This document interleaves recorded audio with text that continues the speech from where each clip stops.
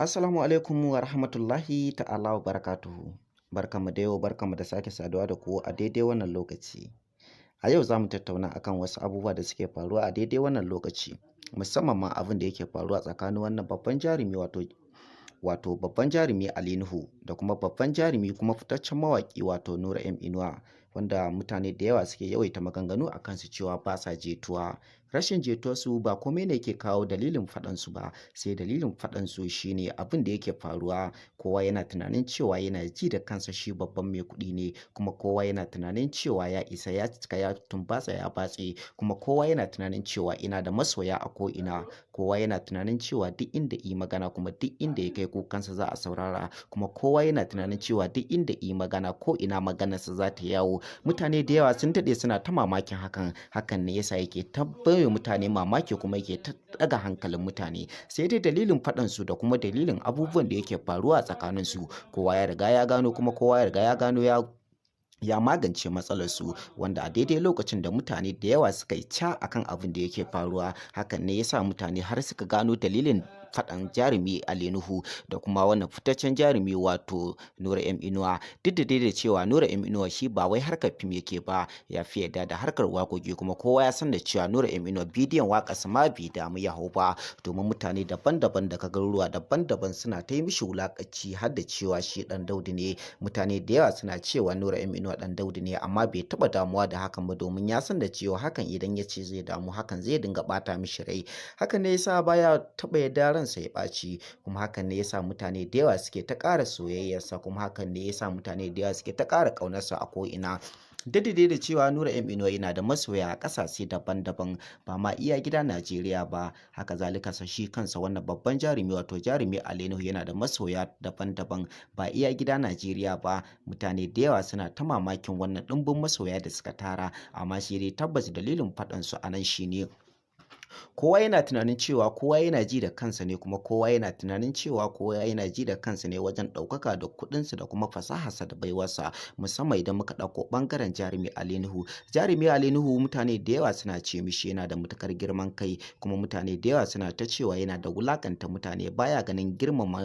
ganin darajar na kusa da shi, kuma baya girmama manya ballanta na yara. Kuma kowa yana cewa tabbas jarumi Ali Nuhu akan naira 5 za ku iya samun matsala da shi. Mutane daban-daban daga garuruwa daban-daban suna ta kawo kukan jarumi Ali Nuhu, wanda tabbas musamman ma ɓangaren mawaƙa da kuma ɓangaren masu harkar fina-finai suna ta cewa tabbas jarumi Ali Nuhu baya taɓa barin su samu damar da za su gudanar da wasu abubuwa na al'amuran rayuwarsu, domin ko da talla aka shigo da shi kansa, ko da talla naira 20,000 ne, za ku ga jarumi Ali Nuhu ya tsinci sunansa a ciki, ma'ana zai yi ƙoƙari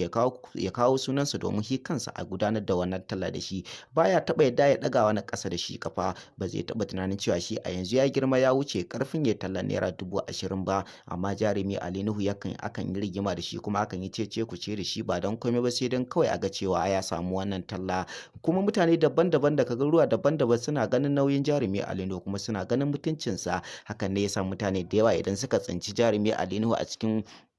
cikin kokawar talla naira 20,000 sukan janye kansu, kuma sukan zare jikinsu, ko ba sa nunawa cewa sun ji haushi. Amma mun zanta da mutane daban-daban wanda suke cewa tabbas suna matuƙar jin haushin wannan abin da wannan jarumi yake yi, kuma tabbas idan har yana haka to tabbas al'amuransa ba zai taɓa ci gaba da gudanar da farin ciki a cikin rayuwarsa ba, domin duk wanda ya hana wani farin ciki shi ma ba zai taɓa yin farin ciki ba. Mutane da yawa tabbas suna matuƙar son wannan babban jarumi Ali Nuhu, domin ba don komai ba mutane da yawa suna cewa yana da matuƙar farin jini a ko'ina, kuma mutane da yawa suna cewa idan har ya ɗaga hannunka ka riga ka samu ɗaukaka a doron duniya. Domin jarumi Ali Nuhu mutum ne mai matuƙar ilimin addini da kuma na boko, kuma mutum ne mai ɗumbin wayewa. Haka zalika yana da kuɗaɗe masu ɗumbin yawa, haka zalika yana da kamfani, ga farin jini, ga ɗaukakar da ya samu a cikin wannan babban masana'anta ta shirya fina-finai. Hakan ne yasa mutane daban-daban daga garuruwa daban-daban, ɓangaren samari da ɓangaren 'yan mata, suke matuƙar ganin girmansa, suke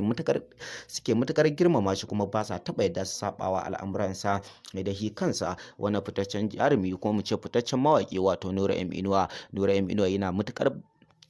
matuƙar ba da gudunmawa mai ƙarfi wajen ɓangaren masoya. Dukkan wani cikakken masoyi, ko kuma dukkan wani wani fitacce wanda yake matuƙar tsanantawa ɓangaren soyayya, tabbas zai buƙaci Nura M Inuwa a kusa da shi, domin Nura M Inuwa ya sanu a ɓangaren waƙoƙin soyayya, kuma waƙoƙinsa sun shiga ko'ina kuma sun shiga kowane lungu da saƙo. Hakan ne yasa Nura M Inuwa yake da ɗumbin masoya, duk da cewa ana tunanin cewa a cikin manya-manyan da suka tara maƙudan kuɗaɗe a cikin wannan babban masana'anta ta shirya fina-finai, tabbas an san da cewa Nura M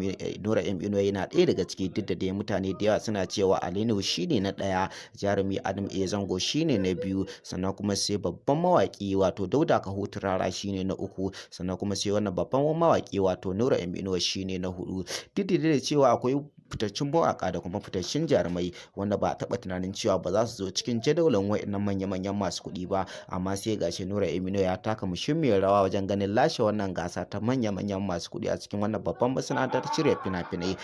Da shi kansa Nura M Inuwa yana matuƙar baiwa kansa mamaki, duk da cewa mutane da yawa suna matuƙar jin haushin Nura M Inuwa akan cewa menene dalilin da yasa baya taɓa yadda ya ga cewa ya ɗinka gizinoni wato manya-manyan yadika da shaddodi da gizinoni da bazin kala-kala a jikinsa, sai dai Nura M Inuwa ba zai taɓa yadda ya ma ɗinki mai tsada ba dan komai ba, sai dan baya so ya kashe kuɗi. Kuma Nura M Inuwa baya taɓa yadda ya ga ya hau mota mai tsada. Mutane da yawa suna matuƙar jin haushin Nura M Inuwa ta wannan gefen, sai dai Nura M Inuwa yana da matuƙar girmama na kusa da shi, kuma yana girmama na sama da shi, kai har ma na ƙasa da shi. Kuma Nura M Inuwa yana ganin mutuncin kowa da kowa, kuma in dai ka buƙaci taimako a gurin Nura M Inuwa zai taimaka ma, musamman ma ɓangaren waƙa. Nura M Inuwa ba shi da ƙyashi wajen taimakawa na ƙasa da shi. Mutane daban-daban suna matuƙar son